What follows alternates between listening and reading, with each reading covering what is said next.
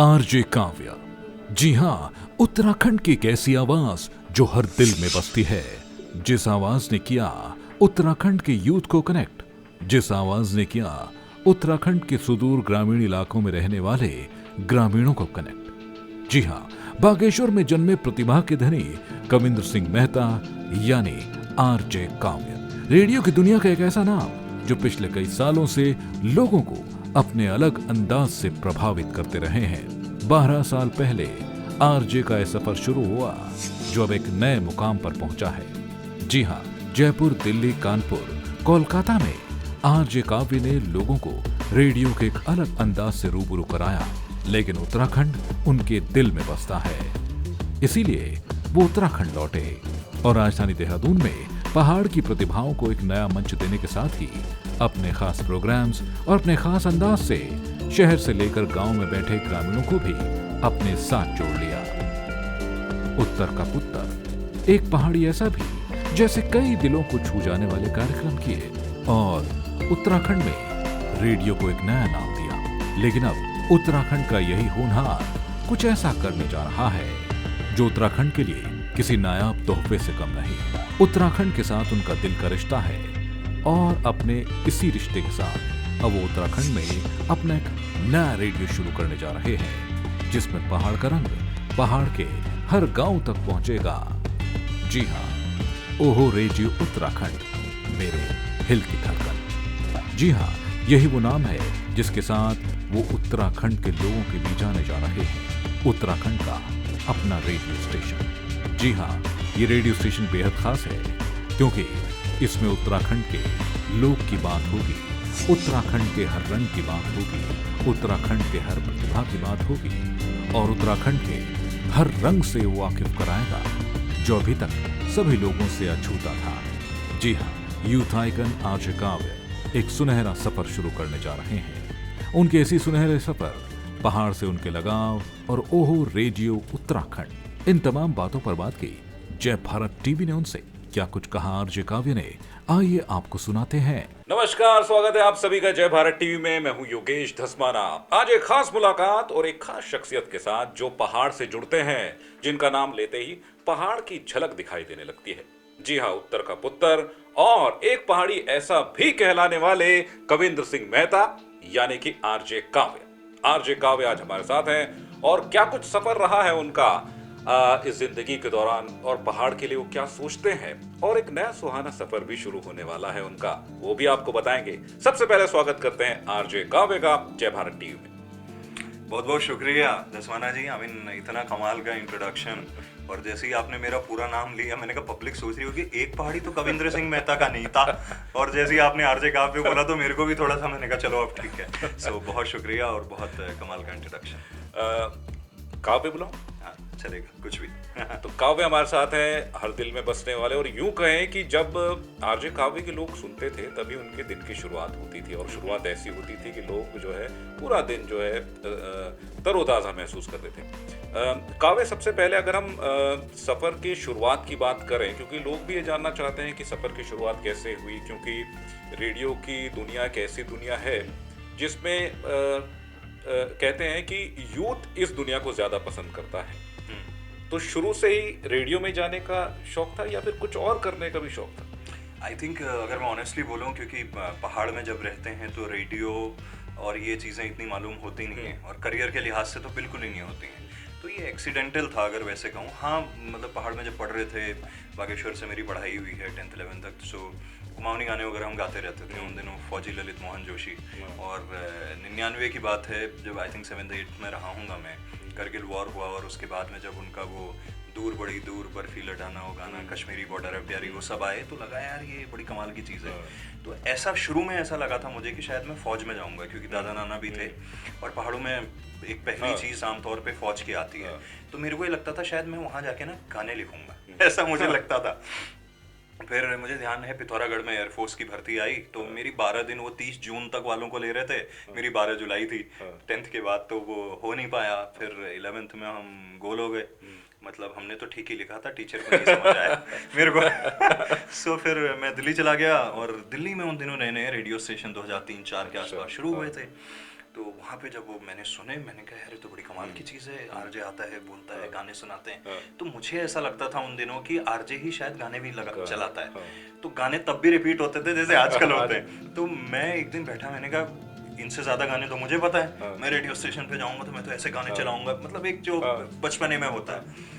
सो जैसे मेरा 12th हुआ, मैं एक रेडियो स्टेशन गया और मैंने उनको कहा कि आरजे को तो गाने लगाने ही नहीं आते। मैंने कहा उससे बढ़िया गाने तो मतलब एक मासूमियत में। उन्होंने कहा आपको किसने बोला कि आरजे गाना आरजे ही लगाता होगा और कौन लगाता? अरे नहीं, वो सॉन्ग लगाने वाले लोग अलग होते हैं, आरजे सिर्फ बोलते हैं। तो उन्होंने बोल तो मैं भी बढ़िया लेता, एक लगता है लोगों को।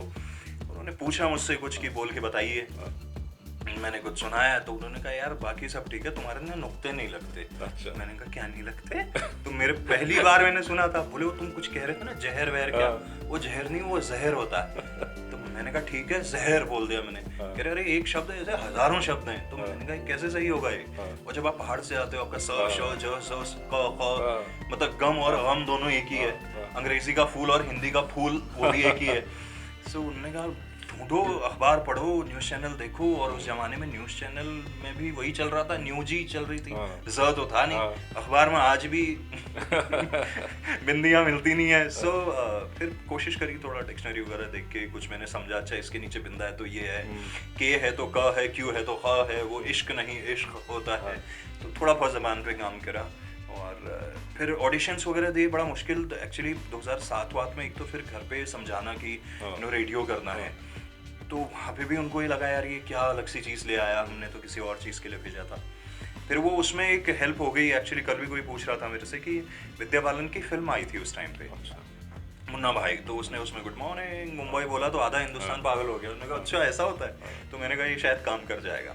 तो उसकी सीडी और एक प्रीति जिंटा की फिल्म आई थी सलाम नमस्ते, उसमें भी वो रेडियो जॉकी थी। तो वो 2 सीडी लेके मैं बागेश्वर पहुंचा, मैंने कहा ये ऐसा ऐसा कुछ है। तो फादर साहब और चाचा वगैरह थे, उन्होंने देखा तो उन्होंने कहा यार ये तो तुम कर ही नहीं पाओगे, वो तो और टेंशन में आ गए। तो खैर फिर थोड़ा बहुत सपोर्ट हुआ और ये वो फिर कोशिश हुई एंड 2008 में फाइनली मैं रेडियो जॉकी बना।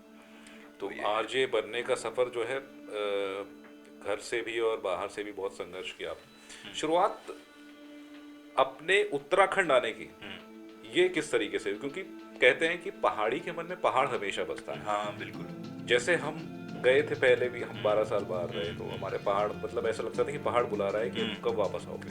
तो ये सोच कब से शुरुआत हुई कि मतलब कि मुझे पहाड़ वापस लौटना और पहाड़ के लिए कुछ करना? आई थिंक ये इसके 2 फेज थे। एक था जब मैं जोधपुर पहली दफ़ा पहुंचा, वहाँ किसी ने मेरे से पूछा था कि अच्छा ज़िंदगी में क्या करोगे, क्या करना है। तो मैंने पता नहीं कैसे बोला या क्या हुआ, या ऊपर वाले ने वो कुछ चीज़ें आपको बुलवा देता है। तो मैंने इस तरह से बोला, मैंने कहा देखो 6 महीने ये करूँगा, 2 साल बाद ऐसे करूँगा, फिर ये करूँगा, 10 साल बाद बैक टू पवेलियन अपना चैनल खोलूँगा, ऐसे कुछ कुछ सपने जो होते हैं कैसे। और एक्चुअली 2014-15 में मैंने फिर फादर साहब को एक दफ़ा फ़ोन भी किया था कि मैं वापस आना चाहता हूँ और मेरे फादर का स्कूल है, मैंने कहा मैं कुछ कम्युनिटी रेडियो सॉर्ट ऑफ वहाँ पे। तो फादर ने कहा यार कि यहाँ पे देख इतना स्कोप वाइज, क्योंकि किसी भी चीज़ को रन करने में आप स्टार्ट करना इंपॉर्टेंट नहीं है, उसको रन करने के लिए बहुत सारे एक्सपेंसेस होते हैं। क्या वो सारी चीज़ें ये शहर तुम्हें दे पाएगा वहाँ पे? तो मुझे भी लगा हाँ ठीक ही कह रहे हैं, शायद वो रेवेन्यू मैंने वहाँ नहीं जनरेट कर पाऊँगा। फिर इत्तेफाकन ऐसा हुआ कि मैं दिल्ली पहुँचा, दिल्ली में काम कर रहा था।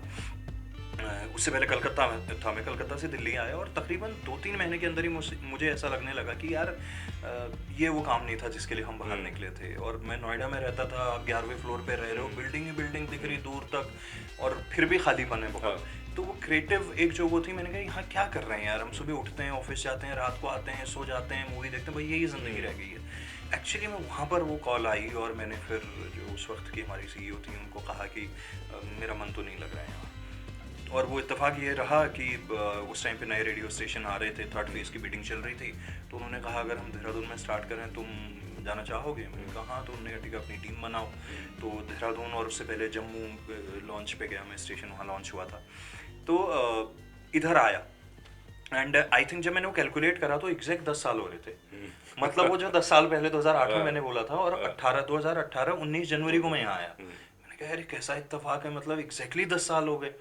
आप अनायास ही मतलब तब निकला होगा मुंह से और वो वैसा ही हो गया। तो शायद मुझे लगता है वो कहते हैं ना पितरों का बुलावा, सरस्वती आशीर्वाद, और हाँ वो सरस्वती जी पे, और वो ऊपर वाले का एक वो था कि शायद वो चाह रहे थे कि मैं आऊँ। यहाँ, और यहाँ के फिर उसके बाद जो शुरुआत हुई वो आप लोगों ने सामने ही देखा है। नहीं, शुरुआत बेहद शानदार रही और यूं कहें कि उत्तराखंड में अगर रेडियो लाने का श्रेय अगर किसी को जाता है तो वो आरजे काव्य को जाता है। अब जो है बात करेंगे कि नए सुनहरे सफर की, क्योंकि ये सुनहरा सफर जो आप शुरू करने वाले हैं ये हर उत्तराखंडी देखता है। तो इस सफर की शुरुआत के बारे में तो हम जानेंगे ही, लेकिन पहले ये जानना चाहेंगे कि ये शुरुआत जो हो रही है इसमें कितनी मुश्किल या कितना आसान आपके लिए है, क्योंकि ये एक बहुत बड़ा सपना है जी। और ये पूरा करना हम सभी चाहते हैं, हर उत्तराखंड वासी चाहता है कि यह सपना पूरा अपना कम्युनिटी रेडियो हो जिसमें अपनी बात कह सकें, अपने दिल की जो जज्बात होते, कहते हैं कि पहाड़ी एक बहुत भावुक होता है, जी। भावनाएं पहाड़ी के साथ जुड़ी रहती हैं। तो इन भावनाओं को लेकर ये सफर जो नया शुरू करने वाले हैं, जिसका नाम आप खुद ही लें तो ज़्यादा अच्छा रहेगा। बिल्कुल। सो मैं अगर बात करूं कितना मुश्किल कितना आसान, मुश्किल सोचने में ज़रूर लगता है, बिकॉज जब आप जॉब्स में होते हैं आपको पता है कि एक फिक्स सैलरी ठीक ठाक 6-7 अंकों वाली आ जाती है महीने में, तो आप खुश रहते हैं। बट अगर आपको लगता है कि ऊपर वाले ने आपको थोड़े बड़े बिगर प्लान्स के लिए बनाया है तो कठिनाई होती है, लेकिन उसमें सपोर्ट करते हैं वो लोग जो आपको देखते हैं आपके चैनल पे या मेरे को देखते हैं मेरे सोशल मीडिया नेटवर्किंग साइट्स पे, वहाँ पे वो जो सपोर्ट आता है वो उन चीज़ों को आसान कर देता है। वो ये कहता है, जब मैंने रेजिग्नेशन भी दिया तो उस वक्त पे जिस हिसाब से मैं देख रहा था 2-2 हज़ार आदमी कमेंट कर रहा था एक पोस्ट पे, और ये कहते हुए कि काव्य तुम जो करोगे हम तुम्हारे साथ हैं। तो वहाँ एक एहसास होता है यार ये नीड ऑफ द आवर भी है, और जब जो सुनने और देखने वाला सपोर्ट कर रहा है तो हम क्यों घबरा जाएं। मैंने तब भी ये बात कही थी कि जब मैंने रिज़ाइन किया और वीडियो डाला कि जो पहाड़ का व्यक्ति है वो झुक के चलता है, लेकिन झुक के चलने का मतलब ये नहीं कि वो कमज़ोर है, वो उसकी अपनी एक खूबी है, मासूमियत है। वो जानता है कि झुक के चलना मतलब दूसरे को आदर देना, एक वो मॉडेस्ट है, लेकिन वो पहाड़ की तरह तनना भी जानता है। तो काम जो है हमेशा झुक के करो, और सफलता जब मिले तो तब चौड़े होके खड़े हो जाओ कि हाँ ये चीज़ है।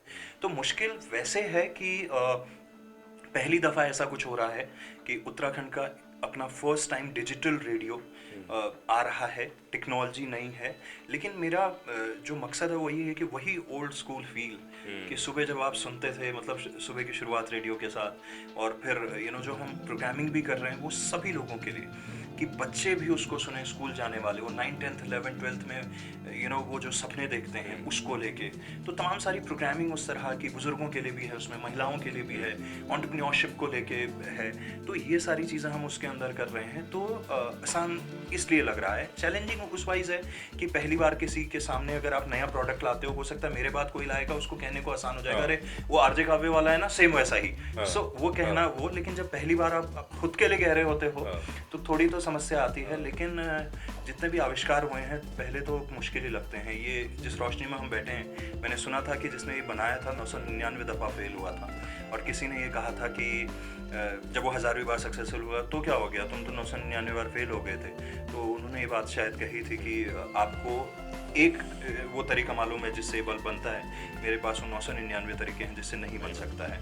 तो आई थिंक मैं उस फेज़ में हूँ। क्या नहीं वाली चीज़ें मुझे ज़्यादा पता है और क्या है वो तो आगे आएगा ही, तो मतलब मज़ेदार होने वाला है। लेकिन इस बीच जो कंट्रोवर्सी हुई उसने एक नई अलग जगह दी। हाँ, एक्चुअली आप सुनना चाहते हैं उस बारे में? हाँ, मतलब वो एक्सपेक्टेड नहीं था, बिकॉज मेरे को ये लगा कि किसी ऑर्गेनाइजेशन को जब आपने इतना लंबा समय दिया है, वो कुछ चीज़ों को लेके एक तरह से कहूँ तो तंग ही कर रहे थे, और मेरा ये कहना था ठीक है आप अपने हिसाब से चला लीजिए, क्योंकि मैं प्रोग्रामिंग हेड भी था। तो मैंने कहा मैं उस पद से रिज़ाइन देता हूँ और मैं अपना शो करूँगा, इन मेरा डिजिटल मेरा रहेगा, बिकॉज वो मेरा बनाया हुआ है, किसी ने मुझे ला के प्लेट पे नहीं दिया था कि कल से ये आपका है, ऐसा नहीं था। और उसमें जो लोग जुड़े हैं वो किस लिए जुड़े, वो पहाड़ की चीज़ों को लेके। जब मैंने एक पहाड़ी किया, जब दोस्त विलेज किया, जब साउंड चेक विद काव्य जिसमें लोगों के इंटरव्यूज़ हुए, जब स्पोर्ट्स में बच्चों को आके वो किया, तो वो उसी वजह से जुड़े और वो वही देखना चाहते हैं। तो मैंने कहा वो मेरे आप अलग कर दीजिए। तो वो उन्होंने फिर उसको आई थिंक वो कावर्ड एक्ट ही कहूँगा मैं तो उसे अब, कि वो शाम को 6 बजे ये कहना कि ओके ठीक है आपका एक्सेप्ट कर लिया है, कल से मत आइएगा। तो उनको शायद लगा था कि हाँ वो ब्रांड वाली जो बात होती है, मैं मानता हूँ ब्रांड होते हैं, मगर उन ब्रांड को भी आप और हम जैसे लोग ही ब्रांड बनाते हैं। अदरवाइज ब्रांड खाली मशीनरीज देती हैं, ये माइक देते हैं, ये लाइट्स देते हैं, बोलने देखने वाले हम ही लोग हैं, हम जैसे ही लोग हैं और हम ही लोग बनाते हैं। और दर्शक एक्चुअली किसी ब्रांड को ब्रांड बनाता है जो सुन रहा है या देख रहा है। अदरवाइज तो हज़ारों टीवी चैनल हैं, हज़ारों रेडियो स्टेशन हैं, हम कितनों के नाम जानते हैं। तो कहीं ना कहीं वो चीज़ है। और पब्लिक ने उस वक्त पे ये बात मतलब बता दी कि हाँ काव्य जो कह रहा है वो सही कह रहा है, और उसी ने एक्चुअली हिम्मत भी दी। और वही एक्चुअल वो है जो हम पब्लिक प्रोफाइल में जितने भी लोग, आप हम जैसे लोग या जो भी लोग जिनको लोग उनके नाम या काम से जानते हैं, उनकी सबसे बड़ी ताकत ब्रांड के अलावा वो पब्लिक होती है जो उनको पसंद कर रहे हैं। अल्टीमेटली हम उन्हीं के लिए तो कर रहे हैं, हम अपने लिए थोड़ी बात कर रहे हैं। अपने लिए बात कर रहे होते तो हम कैमरे पे नहीं कर रहे होते, हम फोन पे या किसी दिन चाय पे कर रहे होते। हम उस पब्लिक के लिए कर रहे हैं। तो जब तक वो पब्लिक को सही लग रहा है तब तक हम सही हैं मेरे ख्याल से। नहीं, पब्लिक सही है तभी आपके साथ, या यूँ कहें कि आपके साथ ब्लेसिंग्स हैं, लोगों का शुभ आशीष आपके साथ जुड़ रहा है। क्योंकि जब आपने इस नए वेंचर की शुरुआत की तो कई लोगों के कमेंट्स आए, कई शुभकामनाएं हमें भी पता चला, हमें भी काफ़ी अच्छा लगा कि काव्य जो है एक नया वेंचर शुरू कर रहे हैं, सिर्फ शुद्ध स्वदेशी पहाड़ी। जी। तो अब हम अपने दर्शकों के लिए चाहेंगे कि जो नया वेंचर शुरू हुआ है, जिस अंदाज में पहले दिन वो लॉन्च होगा, जब वो नाम लेंगे आरजे काव्य अपने मुखारबिंद से, तो आज वही एक बार हमारे दर्शक आई थिंक एक्सक्लूसिव होने वाला है हमारे टीवी पे। सो मेरे ख्याल से मैं तो अपने उसी अंदाज में कहूँगा कि हेलो हाय नमस्कार, पहला प्रणाम उत्तराखंड में हूँ आपका अपना उत्तर का पुत्र काव्य, और आप सुन रहे हैं ओहो रेडियो उत्तराखंड, मेरे दिल की धड़कन। देखिए मेरे दिल की धड़कन और ये सभी की धड़कन बनने वाली है, यकीन कीजिएगा, क्योंकि प्यार और शुभाशीष जो लोगों का मिल रहा है बहुत भर भर कर मिल रहा है, क्योंकि आरजे काव्य एक ब्रांड बन चुके हैं उत्तराखंड के लिए।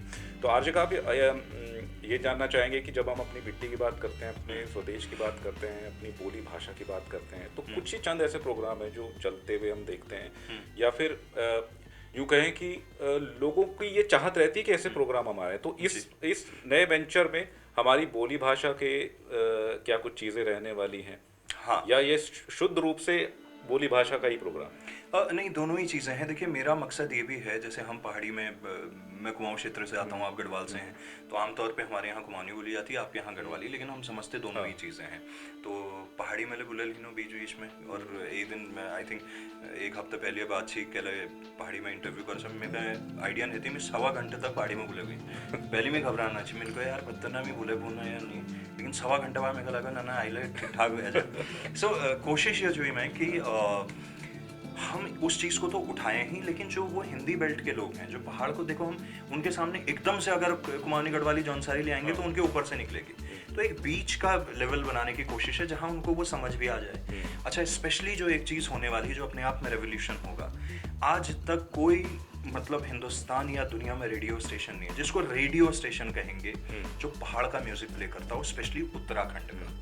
हमारे चैनल पे, मेरे वेंचर में, ओहो रेडियो में, हम सबसे पहले शुरुआत करेंगे उत्तराखंड के म्यूजिक की। ये मैं दुनिया में कह रहा हूँ, ये पहला रेडियो स्टेशन होगा जो पहाड़ का म्यूजिक प्ले करेगा। हमने बॉलीवुड पंजाबी म्यूजिक इतना प्रमोट किया है, इससे पहले पिक्चर के 1 महीने पहले गाने आ जाते थे, हम प्रमोट कर करके सुनता था। हमारे साथ क्या हो रहा है, जैसे कई बार ये बात होती है कि अभी मैं आपसे भी अगर पूछूंगा या आप मुझसे भी पूछेंगे, मैं भी शायद 5 या 10 ही गाने बता पाऊंगा जो अभी चल रहे हैं। लेकिन ऐसा तो नहीं है कि 10 ही गाने बने पिछले 2-3 साल में, हर हफ्ते गाने रिलीज हो रहे हैं। वो क्यों नहीं पहुंच रहे हैं? हो क्या रहा है, जब तक अगर कुमाऊं एरिया में कोई बहुत हिट ना हो जाए गाना, वो गढ़वाल नहीं पहुंचता। गढ़वाल जौनसार में कोई बहुत हिट ना हो जाए तब तक वो कुमाऊं नहीं पहुंचता, क्योंकि वो हिट होने का रेशियो एक तो बहुत कम है। दूसरा क्या है, आदमी सर्च भी तो तब करेगा ना जब उसको मालूम चलेगा। रेडियो में क्या है, जो मैं कोशिश कर रहा हूँ, मैं वेट नहीं करूंगा कि किसी का गाना सुपर हिट होगा तो तब चलेगा। मेरे पहाड़ का अगर भाई अपना गाना रिलीज कर रहा है, वहाँ की कोई बहन रिलीज कर रही है, जिसने रिलीज करे वो मेरे पास आए, मैं उसको चला दूंगा। 10 दिन के लिए मैं अपनी तरफ से चला दूंगा। हाँ, हिट होना होगा, हो जाएगा, नहीं होगा चलो कोई बात नहीं, कम से कम उसको ये खुशी हो कि उसकी आवाज में यार रेडियो पे गाना चला है। एक वो जो प्राउड मोमेंट होता है ना, लोगों के पास पहुंचेगा। बिल्कुल, तो एटलीस्ट कोशिश ये है। अच्छा, तो इसमें हम ये भी माने कि हमारे जो युवा हैं, जो पहाड़ को लेकर सोचते हैं, लिखते हैं, पढ़ते हैं, और सर्वस्वी अपना जो है उत्तराखंड के न्यौछावर कर दिया उन्होंने। जी। तो आपके साथ जुड़ के जो है अपना कुछ नया भी कर सकते हैं। हाँ, मैं तो हमेशा कहता हूँ, अभी भी मैं अपने एक डिजिटल प्लेटफॉर्म पे, बल्कि यूट्यूब, इंस्टाग्राम और इस पे फेसबुक पे एक शो कर रहा हूँ, उसका नाम है स्टैंड अप उत्तराखंड। तो मैं ये कह रहा हूँ कि हम झुक बहुत लिए हैं, अब खड़े होने की बारी है। तो जो भी आप हल्का फुल्का जो भी आपको काम आता है, मैंने इस दिवाली पे लोगों के लिए गिफ्ट्स के लिए, मैंने हमारी उधर कुमाऊं क्षेत्र की लड़की वो एपन करती है, तो वो प्लेट्स और दिए बनाती है। तो मैंने कहा यार, हम आमतौर पे सबको कुछ ना कुछ गिफ्ट देते हैं, तो इस दफ़ा ये दें। तो ये एक सपोर्ट है। इसी तरह से एक मैं एपिसोड अभी शूट करके आया मॉर्निंग में ही आपके आने से पहले, वो हथकरघा पे काम कर रहे हैं, अपना हैंडीक्राफ्ट और ये इस पे बाकी कपड़ों की चीज़ों पे। कुछ लोग हैं जो पहाड़ में खेती को लेके, न्यू एज फार्मिंग, पोल्ट्री को लेके कुछ कर रहे हैं। तो मैं ये सोचता हूँ, देखिए मैं सब कुछ तो मुझे भी नहीं मालूम है और सब कुछ तो मैं भी नहीं कर पाऊंगा, बट मेरी तरफ से कंट्रीब्यूशन क्या हो सकता है। मेरे सामने अगर कोई चीज़ आएगी वो अच्छी होगी, डेफिनेटली मैं उसको लाने की कोशिश करूँगा। और बाकी वही है कि अब सब कुछ नहीं कर पाऊंगा, लेकिन धीरे धीरे फेज वाइज जितना हो पाएगा। कारवां बढ़ता जाएगा और लोग आपके साथ जुड़ते जाएंगे। और इसी तरीके से हम तो शुभकामनाएं देते हैं और कि ओहो जो अपना नया रेडियो स्टेशन आ रहा है, मेरे हिल की धड़कन सभी की धड़कन बने, और जो प्यार आरजे काव्य को मिलता है उससे ज़्यादा प्यार जो है इस रेडियो स्टेशन को मिले। इसी के साथ बहुत बहुत शुक्रिया करना चाहेंगे आरजे काव्य आपका हमारे स्टूडियो आने के लिए और हमारे दर्शकों तक अपना ये अनुभव बताने के लिए। नहीं, बिल्कुल, मैं भी शुक्रिया कहूँगा आपको और आपकी पूरी टीम को, जो जिनमें से तमाम सारे लोगों को मैं पहले से जानता हूँ। और इतना बढ़िया आप लोगों का जेस्चर, बिकॉज बहुत कम होता है कि जब आप मीडिया में रहते हुए आमतौर पे हम ना एक दूसरे के खिलाफ ही ज़्यादा रहते हैं, बट शायद ये प्यार है और वही प्यार होना चाहिए। आज जो चीज़ की मैं शुरुआत कर रहा हूँ, आज आप मेरे को बुला रहे हैं अपने स्टूडियो में, और कल जब मौका आएगा तो मैं अपने स्टूडियो में आपको बुलाऊंगा। तो बहुत शुक्रिया, प्यार बढ़ता रहे। और अल्टीमेटली हम कर पब्लिक के ले रहे हैं, तो पब्लिक तक हम जितनी अच्छी इन्फॉर्मेशन और जितनी अच्छी चीज़ें पहुँचाएं, उससे परहेज ना करें हम। तो और वो आप लगातार कर रहे हैं कि सपोर्ट कर रहे हैं, आपकी पूरी टीम। तो बहुत बहुत शुक्रिया, थैंक यू। तो ये थे आरजे काव्य, जिन्हें आप अच्छी तरीके से जानते हैं और अब और अच्छे तरीके से जानेंगे, क्योंकि इनका एक रेडियो चैनल आ रहा है, ओहो माय हिल की धड़कन। तो दिल की धड़कनें बरकरार रखिए, क्योंकि आपके दिल की धड़कनों को बढ़ाने के लिए आ रहा है ये रेडियो चैनल। हम सभी आरजे काव्य को शुभकामनाएं देते हैं उनके इस नए वेंचर के लिए। फिलहाल जय भारत टीवी की पूरी टीम और मुझे दीजिए इजाजत, नमस्कार।